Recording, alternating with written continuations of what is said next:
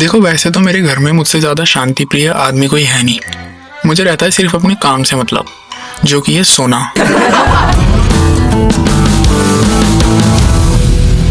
और अपने इस काम में मैं कभी कभी पूरा दिन खो जाता हूँ। तो मेरे घर वाले आकर मुझे ना डिस्टर्ब कर देते हैं।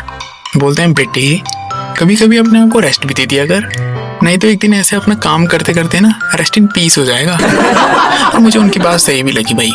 आखिर 24 घंटों में से पौने 20 घंटे मैं अपने काम को दे रहा हूँ, अब रेस्ट तो चाहिए ही। तो मैं ऐसे ही अपनी छत पर टहलने लग गया।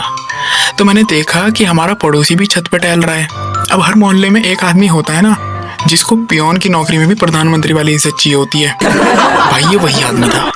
अपने सगे मौसा की शाम सवेरे चाटने के बाद इसे सरकारी पोस्ट ऑफिस में डाकिए की नौकरी मिली। बस उसी बात का घमंड था इसे। तो इसने ना मुझे बुलाया। मैं गया, मैंने कहा, यस जेंटलमैन। बस ये सुनते ही भाई का रोम रोम थिरक गया। उसके अंदर का मोर नाचने को मचल गया भाई। मुझसे कहता कि क्या काम कर रहा है फिर आजकल। मैंने उसे अपने ऑक्यूपेशन और वर्किंग आवर्स के बारे में बताया तो उसकी ना फट सी गई।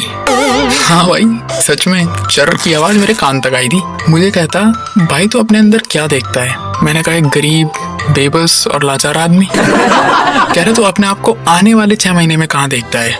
मैंने कहा, घर पे। कह रहा, तुझे अपनी लाइफ में कभी किसी चीज की कमी महसूस नहीं होती। मैंने कहा, हाँ 1-2 करोड़ की तो डेली होती है। फिर ना वो मुझे देख के हंसने लग गया और मेरी हो गई गुद्दी गरम।